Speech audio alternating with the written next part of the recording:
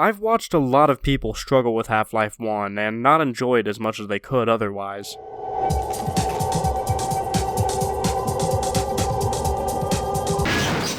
Vital signs are dropping. Half-Life is a very unique game. FPS games, especially from that era, are generally less focused on tactics and more focused on raw skill. Half-Life, on the other hand, is about a scientist who's probably never held a gun fighting trained soldiers. Raw skill isn't going to cut it. Going in guns blazing is something that needs to be reserved for very particular moments, where it's either your only option or you've planned everything out ahead of time. Half-Life isn't about combat, it's about combat puzzles. Here's the thing, while I think overall Half-Life 2 is the better game, Half-Life 1 in my opinion has much better gameplay, even with the gravity gun, the super nice grenades, and the fantastic weapons. You just can't beat Half-Life 1 for me, but you really need to switch your brain to a different mode to enjoy it, and do well in it. For the sake of keeping the game from being seen as dated and full of bad design choices, I'm gonna try and help you guys get on the right wavelength for this game's style of combat. The game's original tagline was run, think, shoot, live. It's pasted all over the box. But the way that I see people play this game when I introduce them to it is run, shoot, die, reload, run, shoot, live. There's no single dominant strategy that'll carry you through this game. Instead, every encounter will require a bit of improvisation and use of your tools in creative ways. In fact, I was just reading the back of the Half-Life box, and it says, if you thought all action games were the same, think again. Half-Life's intricate environmental challenges, rich storyline, and frighteningly intelligent adversaries add up to a new kind of challenge, one that demands you use your weapons and your wits. Monsters don't walk blindly into your gunfire, they're cunning as hell and they want to live as badly as you do. In order to clarify on what I mean by this, and to hopefully help you enjoy the game more, let's give some examples. We'll start with the most basic possible combat scenario. You're in a hallway and there's a head crab. You've got no reason to waste your ammo, and there isn't much point in risking your health to kill it, so you can just run past. The game actually puts you in this situation in the beginning to train you in this, but it's asking you to ditch the pre-existing notion that you should be killing every enemy you see, as is the case in, well, almost every other first-person shooter. Am I so out of touch? No, it's the children who are wrong. If combat can be avoided easily, it should be. This game is all about minimizing risk, and with melee enemies, minimizing risk means minimizing exposure. As I said, that's just the most basic example. With Vortigaunts, the game starts to encourage getting a bit more aggressive, but knowing when you should back down. You can take 2 of them without wasting health. You absolutely cannot take 3, at least not with your early game arsenal. Combined with grenades and the shotgun, we're starting to get a bit more tactical. The headcrabs and zombies encourage us to pick our fights, and the Vortigaunt shotgun and grenades encourage us to pick how we handle those fights. This stuff, while awesome, just runs counter to so much experience I had had with games up to this point, and especially games with this kind of movement. You see a character in a 90s game running around like Gordon Freeman can, and you just assume that he's meant to be dashing like a lunatic, shotgunning guys without a care in the world. If this were Doom, you'd be able to dodge this attack, but the only reliable way to avoid damage from a Vort is to get behind something. So this is just basic stuff, little game design decisions to tell you that Gordon Freeman is no Doom guy, and that he'll have to think about how he handles all of these hazards a bit more than just being the fastest and the strongest. However, it's when the Marines show up that things start to get really interesting, and we have to start really putting this kind of thinking to work. These Marines can totally be fought with tactics that aren't all that different from the ones you use against the Vortigaunts, with the exception of requiring you to be a bit more mobile, as they're very liberal with grenades if you stay behind a piece of cover for more than a second or two. If you really know what you're doing, you can handle these earlier encounters with some simple stop and start gameplay. On hard, however, and during the later encounters on medium, you're going to really want to start using your grenades more. The grenades flush your enemies out of cover, and seeing as they can't attack while moving, it's the perfect opportunity for you to take some shots on them. This is a pretty basic tactic. We see this sort of stuff in a lot of games that aspire to a slightly more realistic tone. However, this simple tactic quickly evolves into much more complicated tactics. Using grenades becomes using trip mines becomes chucking C4 around corners into dangerous areas. As you move further and further, it turns into a constant battle of wits. This is a game about outsmarting your enemies. Again, Gordon isn't a soldier, he's a scientist. These HECU soldiers are where I see a lot of players' enjoyment in this game suddenly dip, whereas for me, they're the reason I play this game so often after dozens and dozens of playthroughs. Here's a key phrase that I want to get into a lot of people's heads when I watch them play. Every weapon in Half-Life is useful in a ton of different situations. The pistol is great for long-range combat when you really need to conserve ammo and make every shot count. The crowbar is a constant melee powerhouse and can be used on tons of enemies to get a risk-free kill once you've got your movement down. The SMG is incredibly important in standard combat as it's your most reliable damage dealer, and its secondary grenade launcher can act as a failsafe if a plan doesn't go as well as you'd hoped. The shotgun is fantastic for defending against ranged enemies and pushing against higher tier aliens like the bull squid or the alien grunt. The crossbow works miracles in underwater combat and long-range combat, as it easily outclasses the range on any enemy attack in the game. The revolver is fantastic for when you need to put down multiple dangerous enemies as quickly as possible without using explosives, or when you just need a bit of extra range. The RPG can be used to take down snipers, fight heavier artillery, get massive damage on alien grunts, or get yourself out of a horrible situation when you're cornered and tons of enemies are pushing you. The Tau Cannon is another long-range powerhouse that can, once you get used to how much to charge your shots, take down any enemy in a single shot without wasting any more ammo than is necessary. The Hive Hand is an absolute must-have if you're at low health and don't want to risk exposing yourself to enemies, as its primary fire shoots around corners by locking its projectiles onto the nearest enemy. The Glue-On Gun, well, you guys know how powerful this thing is. Save it for situations that literally no other weapon will save you from. The grenades flush enemies out of cover, allowing you to kill them, and of course they're good for snipers.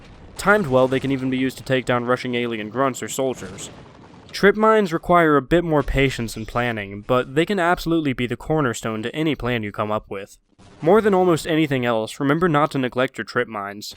Plastic explosives require a bit more attention to use effectively than trip mines, but they also require a lot less caution to avoid killing yourself with them. Snarks are freaking amazing, and also horribly neglected, as it seems everything in the final weapon slot is.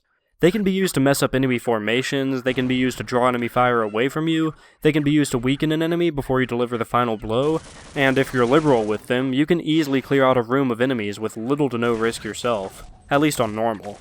They even self-destruct, so you can wait out their rampage, keeping you from having to manually kill them afterwards. Snarks are seriously one of Gordon's most useful tools, but again, like the Hive Hand, the Plastic Explosive, the Trip Mine, or the Tau Cannon, you just don't see weapons like these in other games. It's so easy to fall back on just using the shotgun and the SMG since they're so familiar, but you'll always be at pathetic health. If you're playing this game the correct way, at least on normal mode, you'll usually be above 50 health. If you're just using your shotgun and SMG to deal with every situation, you'll be at about 16 health for most of your playthrough and constantly loading saves. So, with that brief explanation of every weapon's utility out of the way, let's talk about how you can use these weapons to formulate a plan. For this, we'll look at one of my personal favorite HECU encounters in the game. After leaving the laboratory and questionable ethics, you get to this section. By this point, especially on hard mode, you're hopefully going to be paranoid enough to be checking your corners carefully, and you'll see these soldiers before they see you. This reeks of an ambush, so you better try to destroy the enemy's formation, giving you the advantage. We could use the Snarks to do this, as they cause the enemy to run away and enter combat without actually entering combat against you. The plan would pair well with a C4, or a quick shotgun double pump to kill one guy, and leave the other guy running towards the barrels, hopefully catching his hiding buddies off guard, wherever they are. This would bait all of them out into your line of fire, and keep them from shooting at you more than is manageable. With how far away the opposite side of this arena is, you should probably be using the revolver for this fight. You could use the crossbow, but it's generally better for unaware enemies, as a running enemy might be harder to lead your shot onto. But wait, there's explosive barrels here. Normally you shouldn't use the SMG for such a long-range fight, but if you can get the soldiers to stand near the barrels, the SMG would be perfect for quickly blowing them up, and you'd get to save your revolver ammo for whatever's coming later. If they don't get too close to the barrels, you can always just switch back to the revolver and finish them off without putting yourself in much more danger.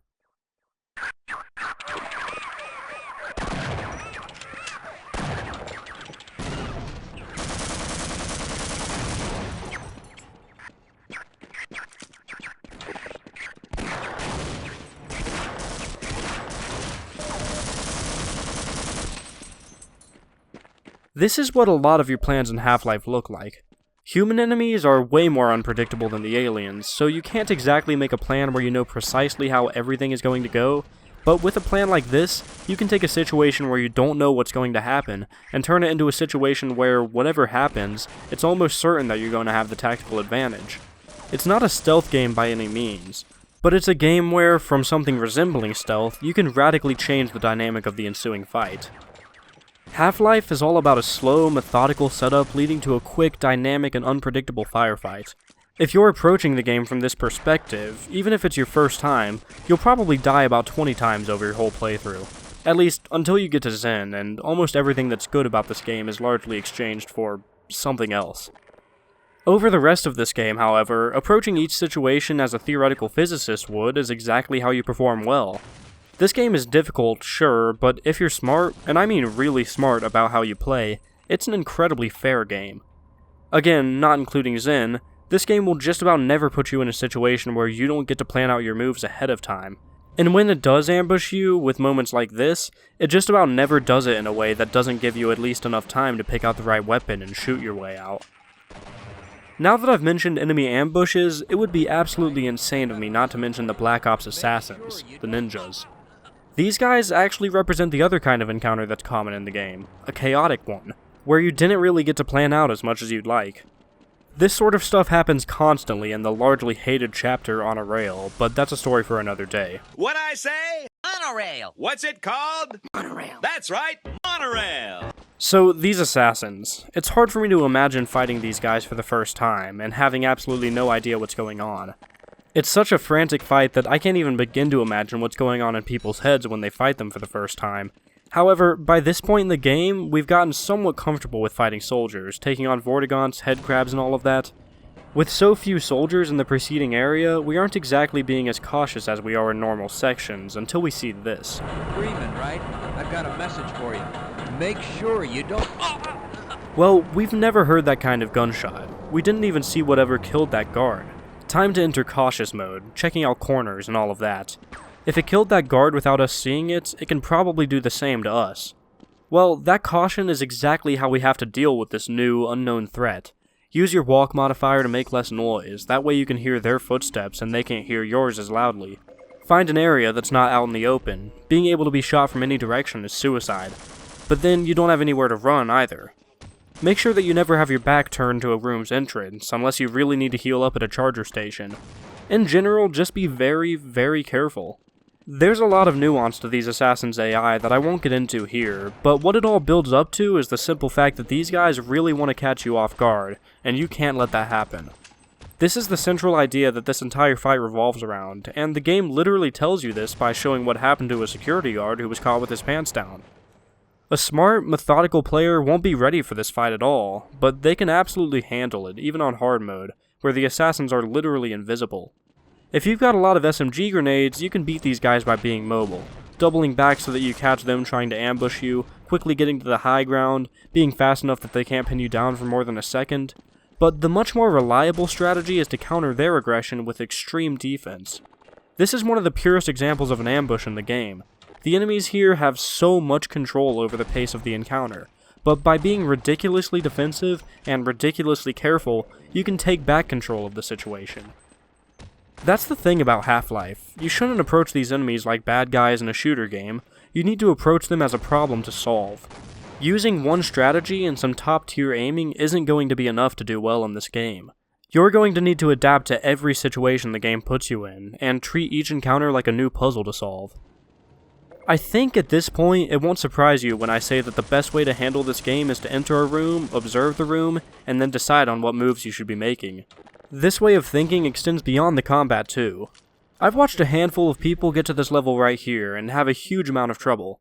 They see that sign that says that there are mines ahead, and so they try to stay out of the sand, or only go to places that landmines wouldn't be, but they inevitably get caught by the landmines and die. Then they load a save and try again, with the goal of memorizing where all the landmines are. I want to emphasize that you don't need to save scum to beat this game by any means. Your inventory items are tools first and weapons second. To clear a minefield, you've got snarks, grenades, bullets, and above all else, logic. If you can make the jump to this rock formation, go for it. You know there isn't going to be a landmine there. Maybe you can jump to another rock, but where do you go now? A little bit more brute forcing this and you'll make it through, but there's an easier way. Just spray your machine gun all over an area, or throw a couple snarks until you see an explosion. This means that you've hit a landmine, which means there's no longer a landmine there. Now you can just jump onto the scorch mark with confidence. Or, hey, if you're in a rush, you can use a grenade to trigger several mines at once, clearing more of the area. As I said, you can mostly brute force your way through this section, only having to load your save 2 or 3 times. But a bit later, you come across this section.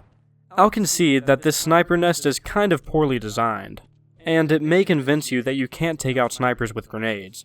But regardless of that, after dealing with this sniper, you have to cross another minefield, only this time there are no rocks to jump on and no logic to figure out where the landmines might be. If you don't come up with any other way to detect the landmines, it's pure brute force here. If you have to load your save over and over, it's safe to assume that you're doing something wrong, and then hopefully using the MP5 to clear out the mines will occur to you. Ideally, however, if you're playing this game the right way, you'll see that there's a minefield, and rather than risking your life on a gamble, you'll think like a theoretical physicist would and figure out a better way. Or maybe you walk into this room back in office complex and see that the water has an electrical current flowing through it from the ceiling light, and you'll instantly think, I need to find a light switch. Or you'll see the barrels flowing through this toxic sludge and think, there's no way that would support my weight. Or you'll be trying to turn on the electricity when you see this piece of machinery that has crates shoved in it, and realize that breaking the crates would free its pistons, hopefully helping you to get the power back on. This game is loaded with puzzles where the solution is to do what would be logical in that situation if you were in the real world. But I think that the age of the game makes people think in more abstract video gamey terms, whereas something like Prey can present similar problems, and players tend to apply more real-world logic to them.